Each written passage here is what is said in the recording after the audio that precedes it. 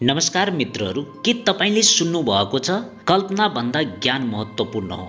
यही प्रसिद्ध भनाइका मालिक हुन् अल्बर्ट आइन्स्टाइन, जसलाई संसारले सापेक्षताका सिद्धान्त थ्योरी अफ रिलेटिभिटीका जनकका रूपमा चिनिन्छ। आज यो भिडियोमा हामी आइन्स्टाइनको जीवनी, सङ्घर्ष, आविष्कार र योगदानका रोचक पक्षहरूबारे जान्नेछौँ। कसरी एउटा सामान्य विद्यार्थी विज्ञानको दुनियाँमा क्रान्ति ल्याउने महान वैज्ञानिक बने, उनका खोजहरूले हाम्रो आधुनिक विज्ञानमा कस्तो प्रभाव पारे, यी सबै प्रश्नहरूको उत्तर पाउनको लागि यो भिडियो अन्तसम्म हेर्नुहोस्। अल्बर्ट आइन्स्टाइनको अद्भुत यात्रातर्फ लागौँ।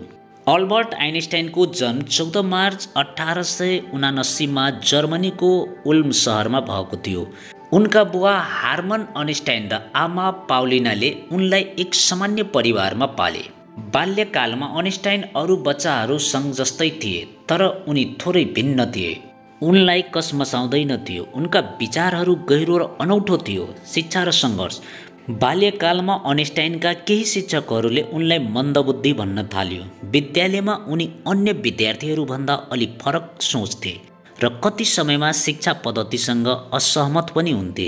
यही कारणले उनलाई सबै शिक्षकहरूले राम्रो विद्यार्थीको रूपमा लिएको थिएन। तर आइन्स्टाइनको मस्तिष्क भनेर यति तेज थियो, उनले गणित र भौतिकशास्त्रको गहिरो अध्ययन गर्न थाल्नुभयो। जब उनले युरोपको Swiss federal institute of technology ETH मा प्रवेश गरे, त्यहाँ पनि उनले असाधारण प्रदर्शन गर्न थाले।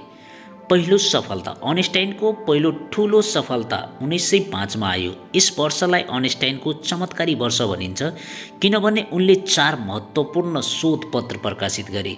ती शोधपत्रहरूले भौतिकशास्त्रका पुराना सिद्धान्तहरूलाई चुनौती दिएर नयाँ विचारहरू प्रस्तुत गरे। विशेष सापेक्षता र प्रकाशको द्रव्यमानसँगको सम्बन्धमा नयाँ दृष्टिकोण दिएका थिए। उनको E=mc² सूत्र, जसको अर्थ ऊर्जा E र द्रव्यमान यमसँग सापेक्ष सम्बन्ध छ, अहिले भौतिकशास्त्रको एक आधारभूत सूत्र हो। यस सूत्रले ऊर्जा र द्रव्यमानका बीचको सम्बन्धलाई स्पष्ट पार्दै ब्रह्माण्डका कति रहस्यमय प्रश्नहरूको उत्तर दिएका छन्। नाम र पुरस्कार। उनको काम र विचारले गर्दा आइन्स्टाइन 1921 मा नोबेल पुरस्कार प्राप्त भयो।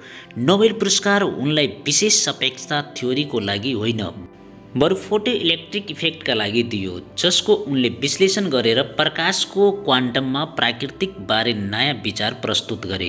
दुनियाँभर प्रसिद्ध आइन्स्टाइन केवल वैज्ञानिक मात्र थिएनन्, उनी एक सशक्त विचारक र मानवतावादी पनि थिए।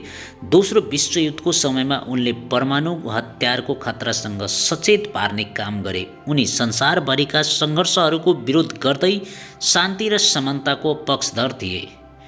आइन्स्टाइन 1955 मा निधन भयो, तर उनका सिद्धान्तहरूले विज्ञानको दिशा परिवर्तन गरिदिए र आजसम्म पनि उनकै विचारहरू अनुसन्धान र आविष्कारका लागि प्रेरणा बनेका छन्। उनका विचार र कार्यहरूले आजको वैज्ञानिक संसारलाई नयाँ दृष्टिकोण र दिशा दिएका छन्। आइन्स्टाइनको जीवनले हामीलाई एउटा महत्त्वपूर्ण पाठ सिकाउँछ। सपना देख्नु र त्यसको पछाडि लाग्नु, चाहे अरू के नै भने, अनन्त तपाईँको महानता तिम्रो विचार र परिश्रमबाट जन्मिन्छ।